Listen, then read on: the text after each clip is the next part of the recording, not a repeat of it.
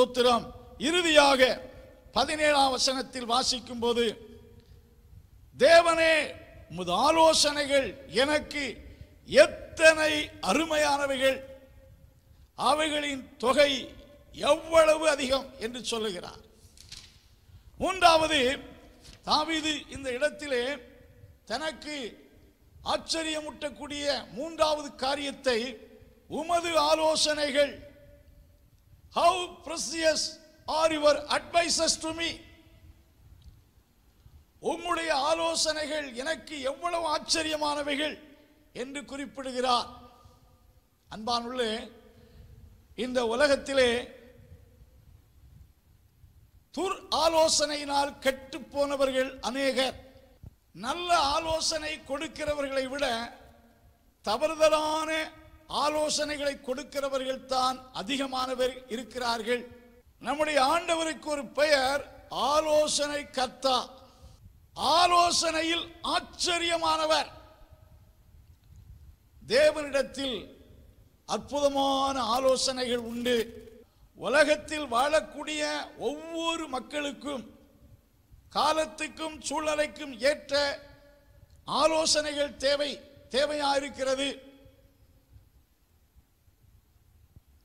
ஆண்டவர் ஆலோசனையில் ஆச்சரியமானவர். அவர் கொடுக்கிற ஆலோசனைக்கு நாம் கீழ்ப்படிவோம் என்றால் நம்முடைய பிரச்சனை எல்லாம் சால்வ் ஆகும். இன்றைக்கு பிசாசின் ஆலோசனைக்கு செவி கொடுக்கிறார்கள், மனிதருடைய ஆலோசனைக்கு செவி கொடுக்கிறார்கள். வாழ்க்கையில் ஒரு பிரச்சனை வந்தால் சுய ஆலோசனைக்கு இடம் கொடுத்து தங்கள் அறிவின்படி நடக்கிறார்கள். அங்கே தோல்வியை கண்டுகொள்கிறார்கள். தேவனுடைய ஆலோசனைக்கு ஒருவன் செவி கொடுத்தால் அவன் பிரச்சனையை எளிதாய் மேற்கொள்ளுவான். தேவன் நல்லவர், அவர் அற்புதமானவர். அவர் கொடுக்கிற ஆலோசனை நமக்கு ஆசீர்வாதத்தை கொண்டு வரும். அவர் ஆலோசனையில் ஆச்சரியமானவர் என்று சொல்லப்பட்டிருக்கிறது. God is wonderful in counseling. தேவன் மக்களுக்கு வேண்டிய நல்ல ஆலோசனை கொடுப்பார். இஸ்ரவேல் மக்கள் தேவனுடைய ஆலோசனை கேட்டு நடந்தபோது எவ்வளவு அற்புதமான ஜெயத்தை எளிதாய் பெற்றுக் கொண்டார்கள். வேதத்தில் வாசிக்கையில் இஸ்ரவேல் மக்கள் எகிப்திலிருந்து புறப்பட்டு வருகையில் யோசுவா தலைமையின் கீழ் முதலாவது அவர்கள் சந்தித்தது பெரிய எரிகோ என்னும் ஒரு கோட்டை. யோர்தானை தாண்டி வந்து விட்டார்கள். எரிகோவின் கோட்டையை, எரிகோவின் ராஜாவை குறித்து ஏற்கனவே எல்லோரும் கேள்விப்பட்டிருந்தார்கள். அவன் பிரபலமான ராஜா, பலத்த கோட்டை. நாம இந்த எரிகோவை தாண்டி போக முடியாது.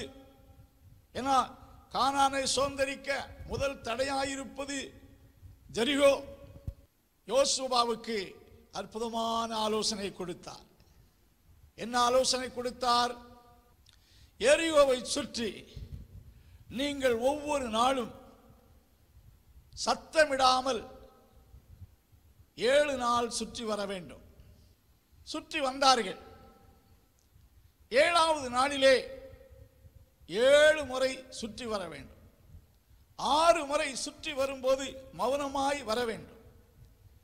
7வது முறை சுற்றி வரும்போது எல்லோரும் ஆர்ப்பரிக்க வேண்டும்.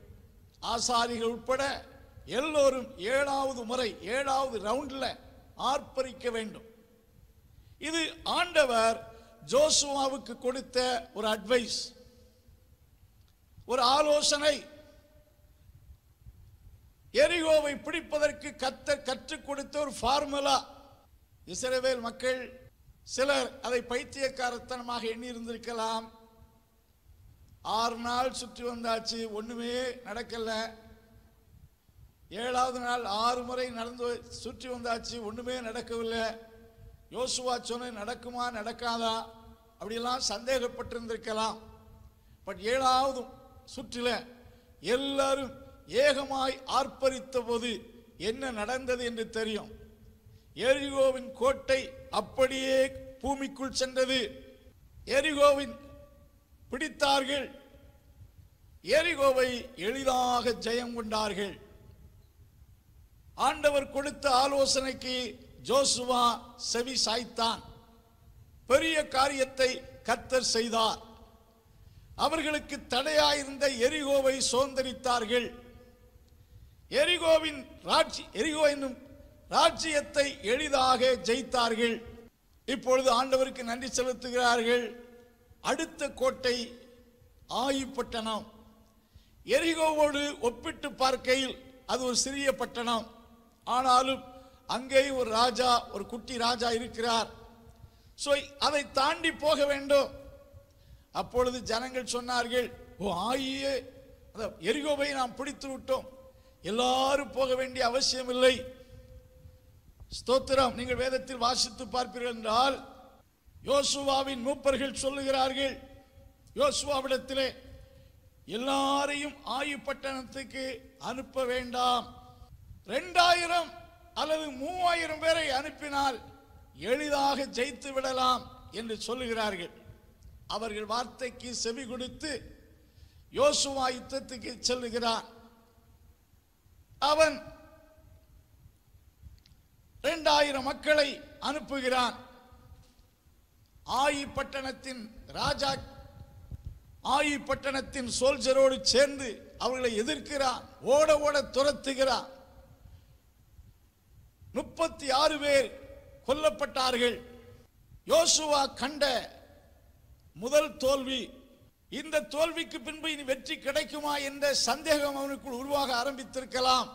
அப்பொழுது ஆண்டவருடைய பாதத்தில் விழுந்து, ஆண்டவரே, இந்த தோல்விக்கான காரணம் என்ன என்று சொல்லி காலையில் இருந்து ஆண்டவர் அவனோடு பேசுகிற வரைக்கும் தேவனுடைய பாதத்தில் விழுந்து கிடக்கிறார்.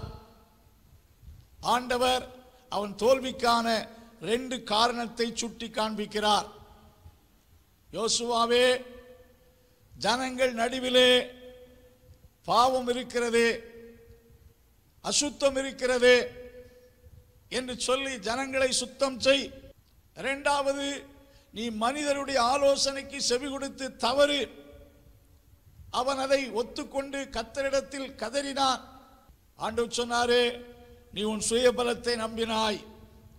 2வது, ஜனங்கள் நடுவிலே சாபத்தினால் இருக்கிறது, அதை அகற்றப்பட வேண்டும்.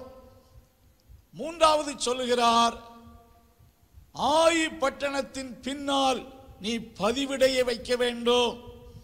என் ஆச்சரியமான ஆலோசனை. இதற்கு முன்னால் இப்படிப்பட்ட நிலையில் எந்த ராஜாக்களும் யுத்தம் செய்தது கிடையாது. பட்டயத்தை கொண்டு நேருக்கு நேர் ஃபேஸ் பண்ணி யுத்தம் செய்தார்கள். ஆனால் ஆண்டவர் யோசுவாவை பார்த்து சொல்லுகிறார், ஆயி பட்டணத்துக்கு பின்னாலே பதிவிடை வை, உன்னுடைய ஜனங்களை பட்டணத்துக்கு பின்னால் வை என்று சொல்லுகிறார். மறுநாள் கர்த்தர் சொன்ன ஆலோசனை கேட்டு பின்னால பதிவிடை வைக்கிறான். ஆயி பட்டணத்தின் கேட்டுக்கு முன்பாக யோசுவாவும் சில ஜனங்களும் இருக்கிறார்கள். ஆயி பட்டணத்தின் ராஜா நேற்றைய தினத்தை போல முந்தின நாட்களில் ஆயி பட்டணத்தின் ராஜா முந்தின நாள் ஜெயம் எடுத்தது போல இப்பொழுது ஜெயிக்கும்படிக்கு இவர்களை துரத்துகிறான். யோசுவாவின் குற்றத்தால் பின்வாங்கி ஓடுகிறார்கள்.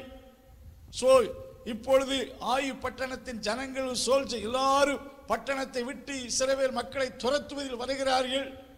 ஒரு மேடான பகுதியில் சென்று யோசுவா தன் கையில் இருந்த கோலை உயர்த்துகிறார். அப்பொழுது பின்னால் இருந்து வந்த மக்கள் பட்டணத்துக்குள் பிரவேசித்து தீக்கிரையாக்கினார்கள். பட்டணத்தை எளிதாய் ஜெயித்தார்கள்.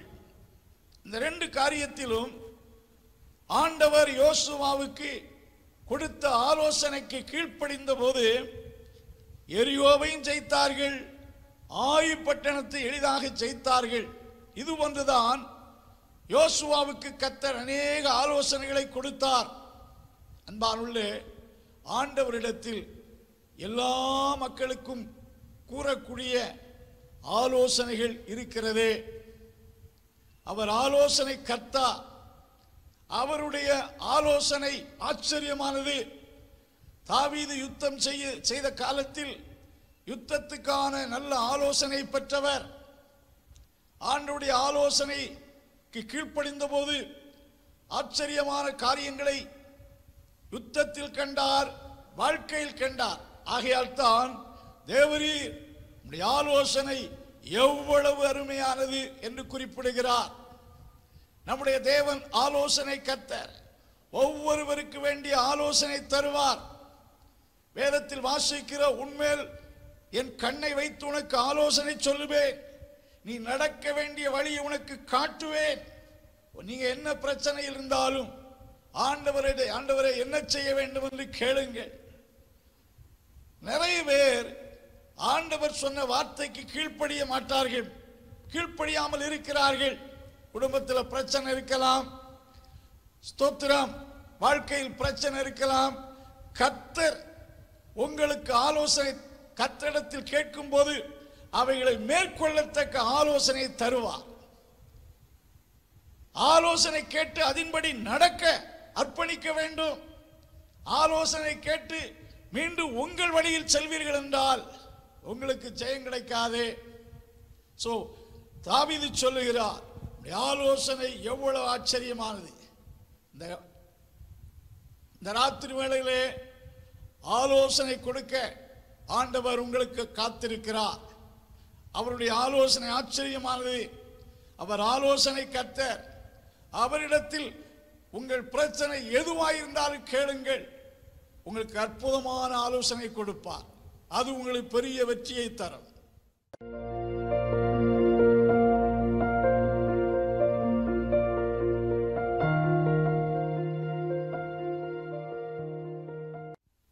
அன்புள்ள ஆண்டவரே, இந்த வசனத்தை கேட்ட ஒவ்வொருவரையும் ஆசீர்வதி.